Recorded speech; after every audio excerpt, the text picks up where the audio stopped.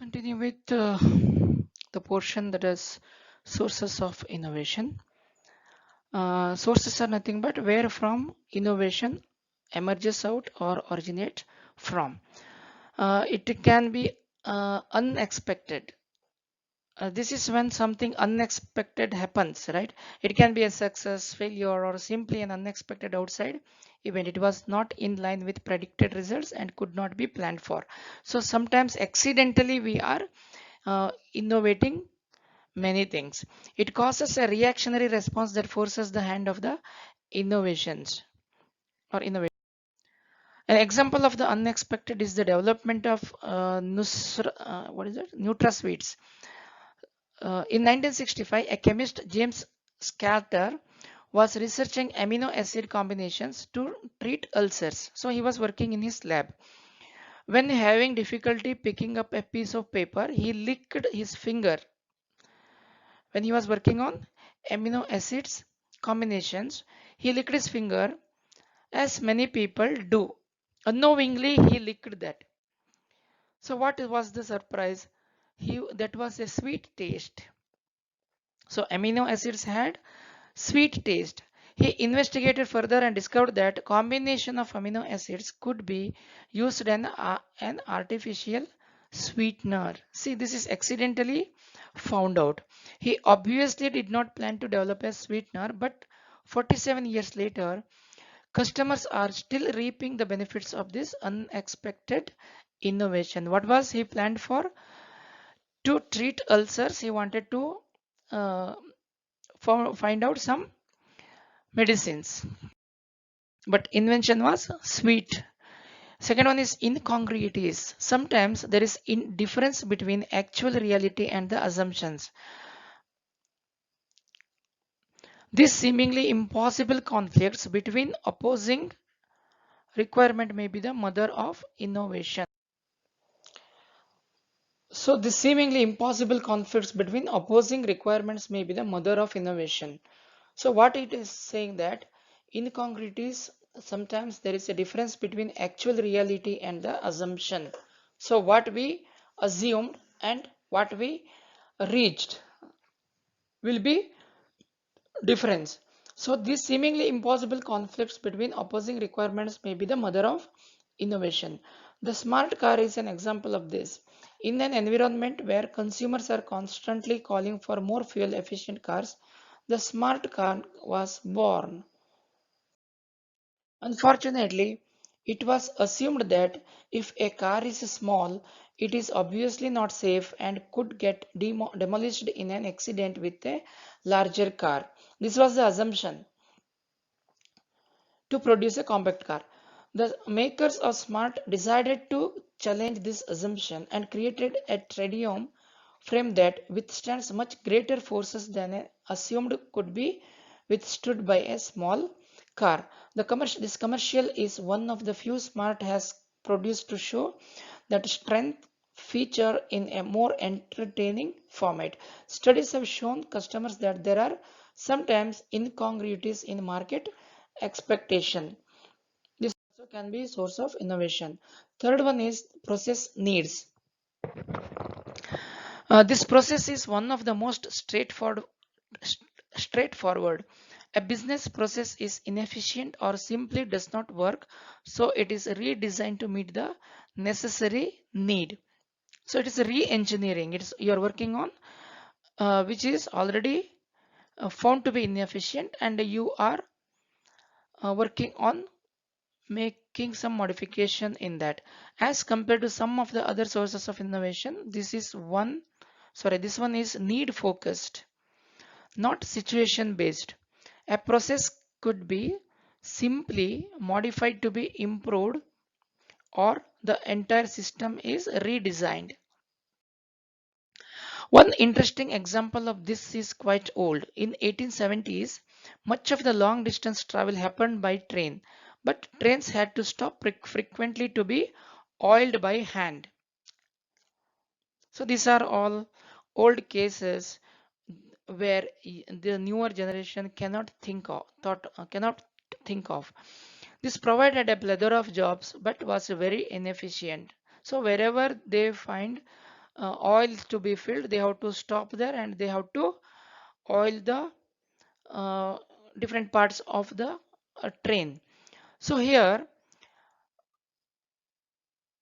a oiler named Eliza McCoy, he had an engineering degree, but as a black man in that time period, because of racism, an oiler was the best job he could get.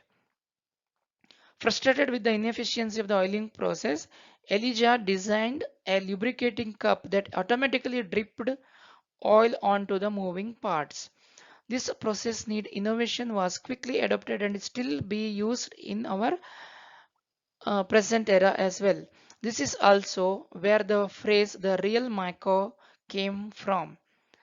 So which was used the process which used to be done by hands were replaced by successfully by the lubricating cups which automatically dripped the oils or dropped the oils onto the moving parts. So there was no stoppage between the travel. So efficiency of the train also will be uh, increased at that. Industry and market structure. Industry structure occasionally changes, which affects both consumers and operations. One common factor inducing market structure change is governmental regulation or deregulations. With changes to the legal aspects of an industry, innovation must occur to meet these changes and effectively function without incidents. Several years back, two-stroke engines were in place. Uh, Government found that it is inefficient and mileage was less, so petrol consumption or diesel consumption or fuel consumption was high. So government regulated that or changed the rules that all companies who manufacture two-stroke engines should produce the engine with four strokes, where efficiency of the engines in fuel or in mileage will be increased. So that was compulsion that government put on the manufacturers. So they had to change the system of two stroke to four stroke engine. One great example of this is environmental regulation also. New knowledge has always been a source of innovation for the businesses. This is especially true in the 21st century, where we have seen rapid technological growth revolutionizing nearly every industry. New discoveries and advancements in science sometimes even completely change an industry. For example, the film industry saw great leaps in the later part of the 20th century, means that a reel based shooting or a photography was successfully or completely replaced by digital platforms.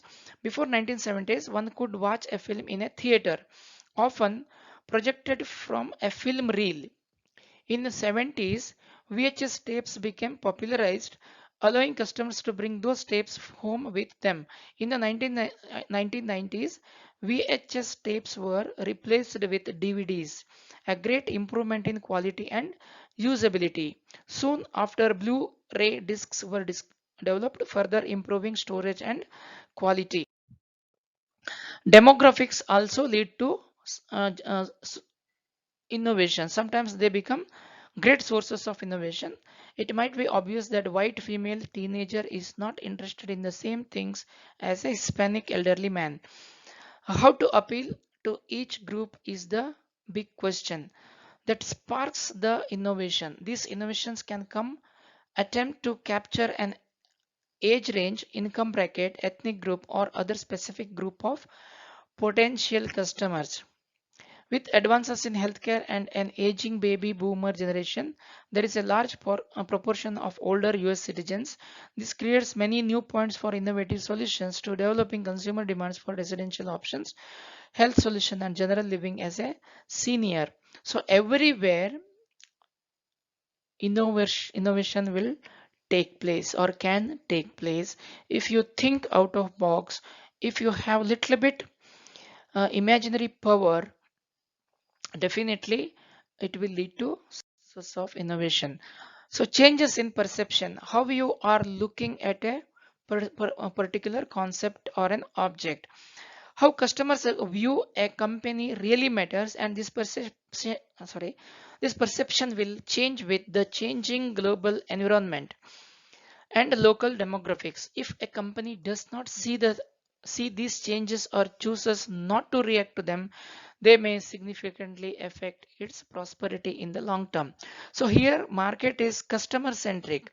What customer demands, manufacturer or service providers should customize their product according to that. Customer preferences will change frequently, so companies also should be ready to meet that uh, demand or the preferences. Even though a product is successful today, if its perception changes, not only will that product not sell as well, but the company might be reflected upon poorly, affecting the other product.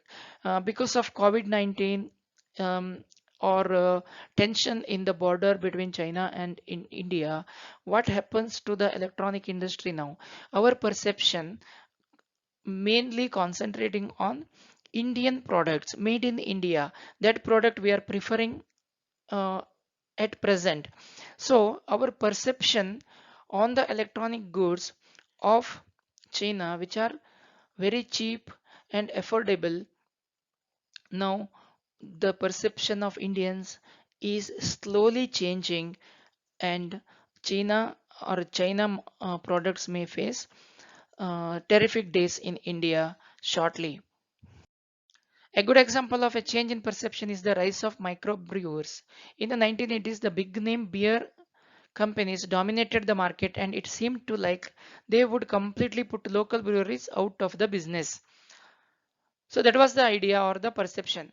Now, in most recent years, customer perception has significantly changed where more people prefer craft beers over big name brands. Technology transfer, or it is known as TOT, or it is known as transfer of technology. It is nothing but the process of transferring or disseminating the technology from the person to person or organization that owns or holds it to another person or the organization. This is one of the main objective of the globalization. Technology transfer or dissemination of knowledge, it occurs along various axes among universities, from university to businesses and vice versa, from large business to smaller ones and vice versa, from governments to businesses or businesses to government, or geopolitical borders, both formally and informally, and both openly and surreptitiously. So it is both formally and informally, and both openly and surreptitiously. Here surreptitious means anything which is done quickly and uh, secretly without notice of the others. Often it occurs by concerted effort to share skills, knowledge, technologies, methods of manufacturing. So these are the areas it shares the skills or the knowledge or the technology or methods of manufacturing. Everything will be part of transfer of technology, or it is dissemination of technology. Horizontal transfer is the movement of technologies from one area to another. At present, transfer of technology is primarily horizontal.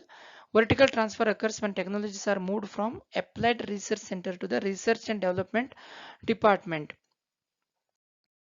Technology transfer can involve the dissemination of highly complex technology from capital intensive origins to low capital recipients, and can involve aspects of dependency or fragility of the system. It also can involve appropriate technology, not necessarily high tech or expensive, that is better disseminated, yielding robustness and independence of systems. So, technology transfer can be dissemination of highly complex technology from capital intensive origins to low capital recipients. Means it is not affordable to those people, but still they are able to transfer that to the required person or the country or the place. Transfer process. Many companies, universities, and governmental organizations now have an office of technology transfers.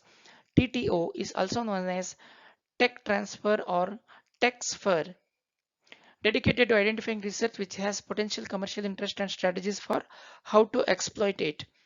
So government also started now. Many companies, universities, governmental organization came out with different offices to coordinate for this kind of transfer processes. For instance, a research result may be of scientific and commercial interest, but patents are normally only issued for practical processes, and so someone, not necessarily the researchers, must come up with a specific practical processes. Another consideration is commercial value.